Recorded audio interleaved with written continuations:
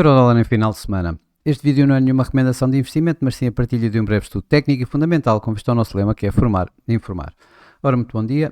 Estamos aqui de novo com o gráfico a 4 horas do Eurodólar para mais um comentário aqui diário ao Eurodólar neste último dia da semana. Por ser o último dia da semana, vamos aqui também olhar para o gráfico semanal, onde vemos que a vela ontem, no vídeo de ontem também viemos aqui ao gráfico semanal e vimos que a vela da semana estava bastante bem preenchida, ou seja, tínhamos aqui assim uma indicação à altura bastante bullish para o Eurodólar. Contudo, como vemos, a vela já diminuiu bastante, deixando esta sombra já relevante a marcar o máximo da semana, por isso a importância que eu ontem já tinha dado a que nós fôssemos verificar como é que acaba a semana e não como está naquele momento.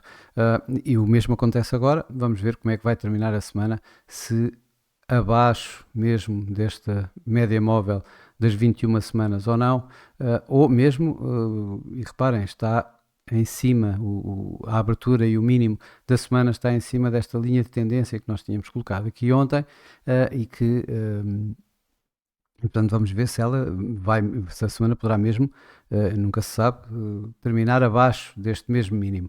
Isto quando verificamos que ele atingiu aqui praticamente atingiu os 38,2% de Fibonacci aqui acima dos tais 1,0864 que tinha referido antes, quando chegou mesmo ali aos 1,0880. Vamos agora aqui assim ao gráfico diário, e no gráfico diário também vemos a forte rejeição no dia de ontem, ou seja, esta vela toda teve, quando foi os PMIs da Europa, nomeadamente o PMI francês, bastante forte, acabou por dar um impulso ao euro-dólar, que foi então fazer este tal máximo, mas esse máximo foi, e aqui estamos no gráfico diário, foi completamente rejeitado no dia de ontem, tendo terminado de novo abaixo aqui da importante média móvel dos 200 dias, ainda está acima da média móvel dos 21 dias, claro, está aqui assim a verde e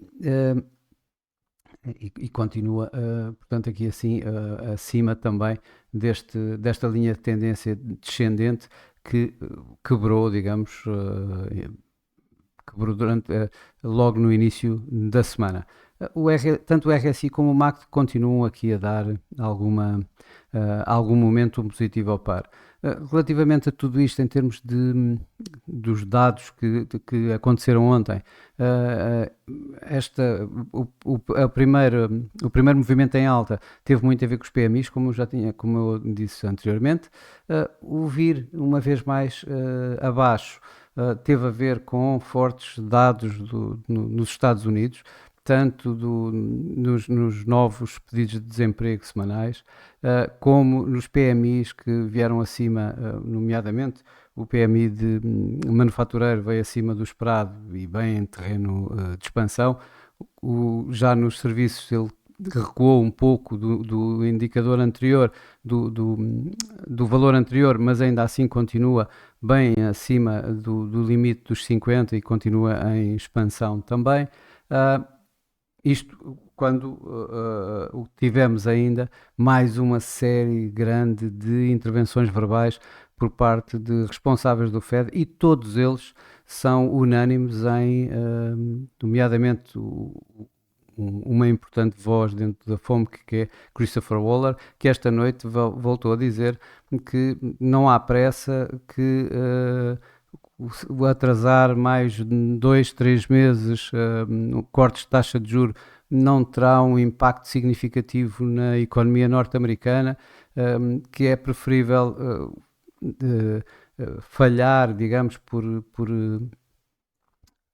cortar mais tarde do que mais cedo. Portanto, tudo isto, e todos eles vieram, foi Thomas Jefferson, foi Lisa Cook, foram todos. E isto acabou por dar aqui assim também alguma pressão no euro-dólar. Por outro lado, a suportar também o euro-dólar, e eu creio que é isto que agora falando para o dia de hoje e para os próximos dias, está o mercado acionista em modo de risco, um mercado bastante forte, e isso obviamente deu sempre suporte aos ganhos do euro-dólar, e razão essa provavelmente por que o euro-dólar não caiu mais. As yields obrigacionistas subiram com os dados, tanto com os dados que vimos ontem dos Estados Unidos, como com, digamos, o posicionamento que os membros do Fed continuam a ter, levaram as obrigações a cair, portanto, as yields obrigacionistas a subir. Isto seria mais um caso para mais pressão sobre o euro-dólar, e ainda assim não o foi, com o tal sentimento de mercado acionista positivo a continuar a fornecer aqui suporte ao preço. Estou convicto que um pouco quando desaparecer este efeito Nvidia, que foi a empresa, digamos, que deu este impulso último nos mercados acionistas, quando este efeito desaparecer um pouco e o mercado começar a olhar para só as taxas de juro, nomeadamente as yields obrigacionistas que continuam a subir, provavelmente poderemos ter aqui assim alguma pressão no euro-dólar. Para já não é o que está a acontecer, o mercado continua bastante suportado, ainda estamos debaixo da influência, digamos, deste frenesim em torno da inteligência artificial, em torno dos ganhos da Nvidia, do sector tecnológico todo, portanto continuamos ainda aí. Vamos aqui para o nosso curto prazo. RSI acima da linha de 50, continua a dar este momento no par. Esta média móvel 21 no gráfico a 4 horas parece mesmo desenhada quase à mão para termos uma linha de tendência ascendente, que poderia vir inclusive quase cá de trás. Portanto, com muito pouco para um dia como hoje, em que não vai haver praticamente mais grandes dados económicos a sair, eu creio que podemos dizer que vamos continuar com uma volatilidade relativamente baixa. Eu diria mesmo que aqui eu ontem deixei esta caixa lá em cima porque já estávamos a fazer aquele máximo e portanto mantive esse máximo, mas obviamente eu vejo muito mais os tais 1,0865 aqui no topo e os 1,0795 aqui por baixo, como range para hoje, como intervalo de negociação para hoje. O preço continua aqui bastante apertado entre a média móvel 200, neste gráfico a 4 horas, e a média móvel 21, também neste mesmo gráfico. Eu creio que isto poderá eventualmente, obviamente, romper aqui. Estamos a falar qualquer coisa como entre 1,0815 e 1,0833, portanto é um intervalo demasiado curto. Eu acredito que isso possa romper. Temos praticamente hoje, já não temos mais nada. Tivemos, por exemplo, Holzmann, o austríaco, um OC do Banco Central Europeu, que disse que uma vez mais disse uma vez mais, não, pela primeira vez eu ouvi-o a dizer que o BCE não deverá cortar taxas antes do Fed, por exemplo, que é preferível cortar mais tarde e cortar mais do que o inverso.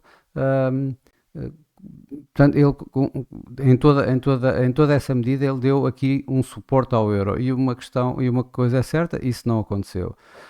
Houve também aqui assim os dados do BCE sobre expectativas de inflação para este ano, subiram ligeiramente, de 3,2 para 3,3, desde o mês passado para este mês, e o mercado não fez rigorosamente nada.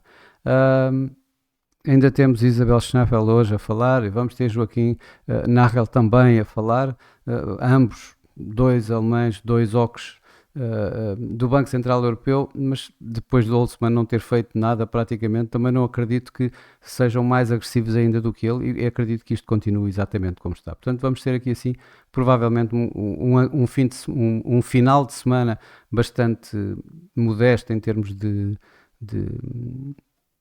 variação de preço. Talvez vamos aqui ver mesmo no gráfico a uma hora. Exato, o gráfico a uma hora nós conseguimos ver um pouquinho melhor, e provavelmente é isto que vai, a tal situação mas isto é apenas a minha opinião, não constitui nenhuma recomendação de investimento. Aquele provavelmente andará aqui assim nos 1,08, 1,0850, será, digamos, a maior parte do dia em que o euro-dólar poderá eventualmente andar. Parece-me que vai ser quase um não dia para o euro-dólar, da maneira como as coisas estão a alinhar, e depois de virmos o que já vimos em termos tanto de intervenções verbais como de dados a conhecer. Bom, mas para já é tudo. Para a semana cá estarei uma vez mais com mais uns comentários ao euro-dólar. Resta-me desejar bons negócios, um bom dia, um bom fim de semana e até segunda. Até lá.